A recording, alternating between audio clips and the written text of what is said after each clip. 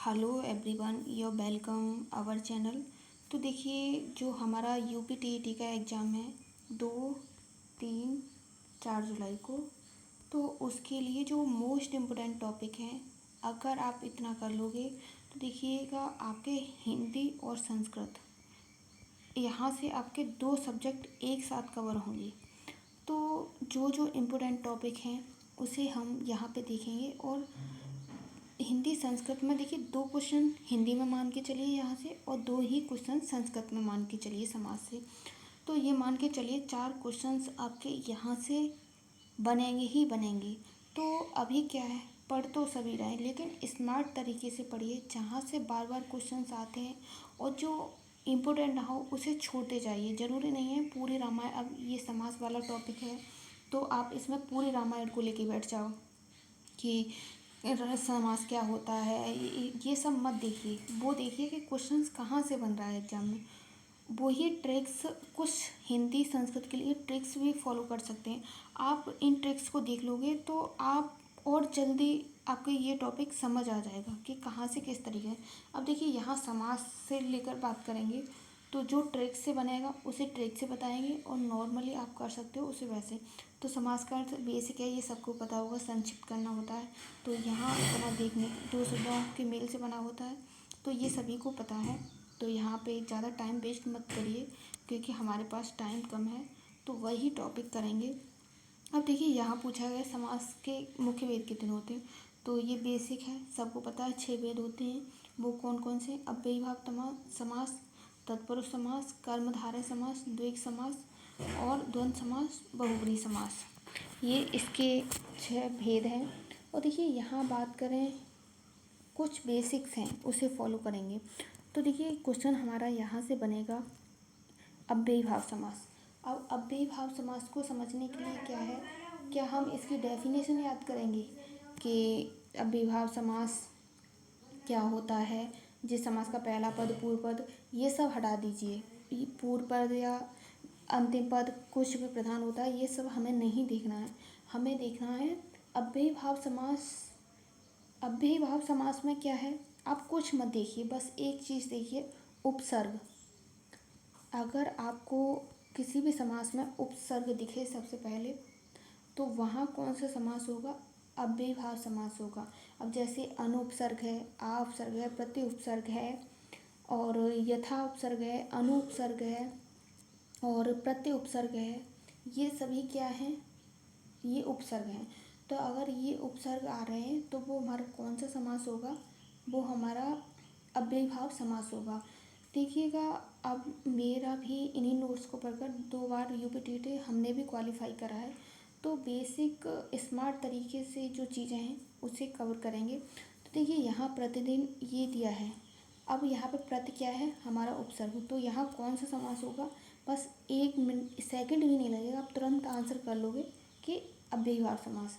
अब देखिए, यहाँ आ जन्म में क्या है? आ उपसर्ग है। तो यहाँ कौन सा समास हो गया? आप तुरंत बता दोगे, अव्ययीभाव समास।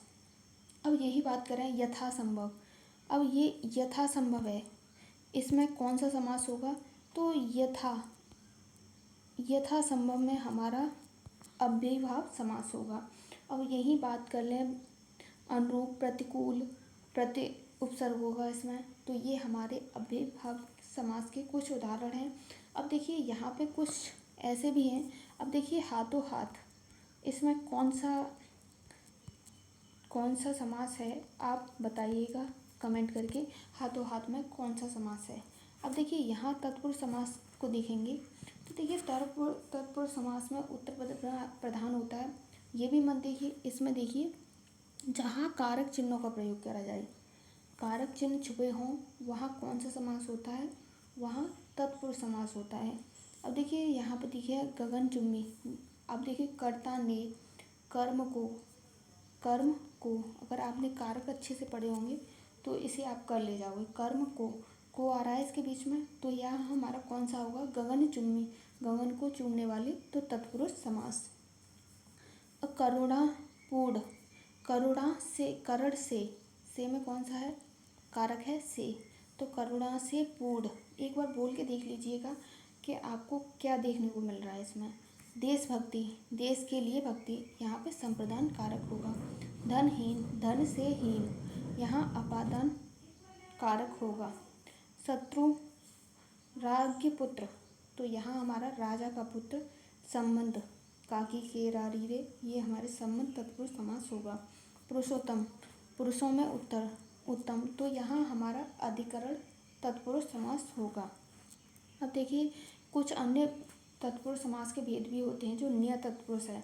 तो देखिए यहाँ पे पूर्व पद का निषेध सूचक नकारात्मक, जहाँ नेगेटिविटी दिखे वहाँ होगा।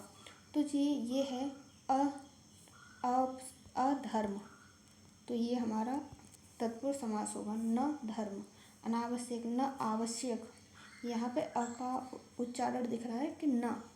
गैर वाजिब, तो यहाँ से इतना आएगा नहीं, बस एक बार देख लीजिए। तो न वाजिब, अनिष्ट, न निष्ठ, ये होगा। अब देखिए कर्मधारय समास, यहाँ से लास्ट टाइम पूछा गया था आप बीती में कौन सा समास है 2022 वाले यूपीटीटी में, तो वहाँ आप बीती में कर्मधारय समास था। कुछ लोग वहाँ पे तत्पुरुष और कर्मधारय समास में कई बार क्या होता है कि हमें कन्फ्यूजन हो जाता है, तो वो नहीं होना चाहिए। तो जिसका पहला पद विशेषण और दूसरा पद जो होगा विशेष से होगा, वहाँ कौन सा समास होगा, तो कर्मधारय समास होगा। विशेषण विशेषता बताने वाले शब्द, और विशेष जिसकी विशेषता बताई जा रही है, जिसके बारे में कहा जा रहा है। अब देखिए यहाँ नीला विशेषण है, विशेषता है, और इसकी विशेषता बताई जा रही है गगन की। तो गगन, नील गगन, नीला है जो गगन, वहाँ कौन सा समास होगा, तो हमारा वहाँ कर्मधारय समास होगा।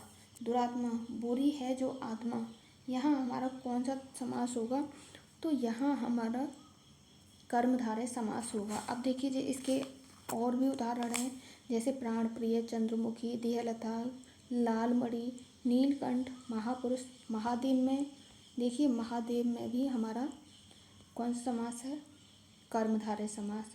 अधमरा में कर्मधारय समास है, परमानंद में कर्मधारय समास है। ये हमारे कर्मधारय समास के उदाहरण हुए। उपमेय, जिसकी उपमा दी जाए, उपमान, जिससे उपमा की जाए, ये सभी हैं। अब देखिए यहाँ द्विगु समास, द्विगु समास में कुछ भी नहीं है। अगर आपको पहला पद संख्यावाची दिख रहा है, अगर आपको जैसे त्रिफला, पंचफला, नवग्रह, या फिर दोपहर, त्रिलोक, चौराहा, नवरात्रि, जहाँ पे आपको संख्या को लेकर बात की जा रही हो, जहाँ पे आपको संख्या दिख रही हो, वहाँ हमारा कौन सा समास होगा, द्विग समास। 5 वटों वाला, 9 ग्रहों वाला, ये सभी तिरंगा में कौन सा समास है, तो ये हमारा द्विग समास है। अब देखिए आगे देख लेते हैं द्वंद्व समास।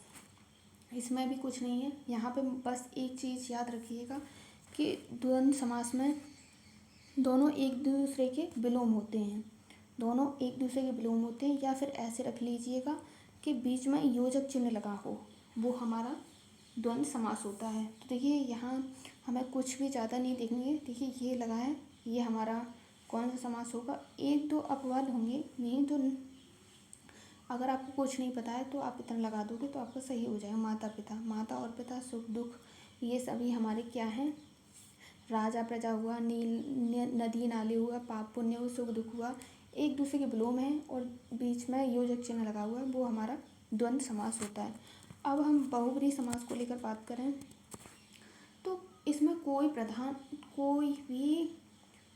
भी पद प्रधान नहीं होता। इसमें किसी तीसरे की बात करी जा रही हो, वहाँ पे हमारा कौन सा समास होगा, बहुब्रीहि समास। दशानन, अर्थात जिसके 10 हैं आनन, जिसके अर्थात रावण, जिसके 10 मुख हैं, उसकी बात करी जा रही है, तो वो कौन है, रावण। पीताम्बर, देखिए यहाँ पे अंग की मात्रा लगी हो तो वहाँ पे कर्मधारय समास होगा, और यहाँ पीताम्बर लिखा है तो पीत है अंबर, जिसका अर्थात विष्णु, यहाँ विष्णु के लिए बात करी जा रही है, तो हमारा यहाँ पे बहुब्रीहि समास होगा।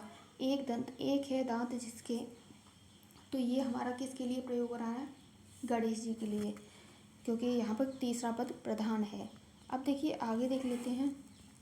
तो देखिए समास के जितने भी भेद हैं, तो आप ज़्यादा डीपली नहीं पढ़िएगा, बस कुछ कुछ बेसिक्स ट्रिक्स का ध्यान रख लोगे तो आपका समास वाला टॉपिक कवर अप हो जाएगा। तो इसी तरीके से बस बेस्ट स्ट्रेटजी बनाकर स्मार्ट तरीके से स्टडी करिए और जितना भी हो सके मॉक टेस्ट लगाइए, प्रीवियस ईयर क्वेश्चन पेपर लगाइए, जिससे आपको एक बेसिक आइडिया लगेगा कि कहाँ से बार बार क्वेश्चंस पूछे जा रहे हैं। और बाकी का आपकी कोई क्वेरी हो या इसकी पीडीएफ चाहिए तो आप कमेंट बॉक्स में बताइए, हम टेलीग्राम पे प्रोवाइड करा देंगे। तो आज के लिए बस इतना ही। आगे के नेक्स्ट क्वेश्चन ट्रिक से नेक्स्ट वीडियो में देखेंगे। तब तक के लिए thanks for watching this video.